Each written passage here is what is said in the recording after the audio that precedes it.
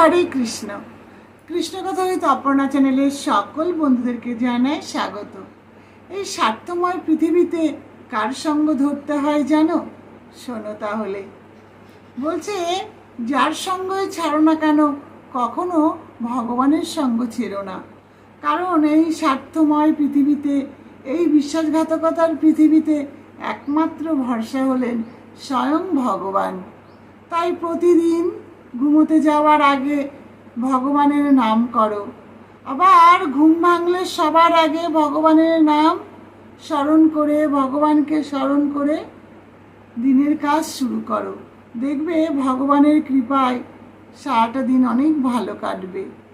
এই স্বার্থময় পৃথিবীতে কাউকে যদি বারবার ডাকা যায়, কারোর কাছে যদি বারবার যাওয়া যায়, তাহলে সে কি করে? রাগ করে, সে রেগে যায়। হয়তো কখনো কখনো সে মুখে কিছু বলে না, কিন্তু সে আচরণে বুঝিয়ে দেয়। কিন্তু আমরা যদি ভগবানকে বারবার ডাকি, ভগবান কি রেগে যান? কখনো নয়।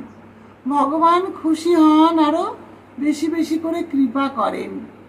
আমরা যদি ভগবানের নাম বেশি বেশি করে জপ করতে পারি, ভগবানকে স্মরণ করতে পারি, তাহলে আমরা বিপদ থেকে সর্বদা রক্ষা পাব। আমরা যখন বিপদে পড়ি, তখন আমরা কিন্তু সবার আগে প্রথমে ভগবানের কথাই মনে আসে। আমরা কি বলি? হে ভগবান, তুমি দয়া করো, তুমি রক্ষা করো।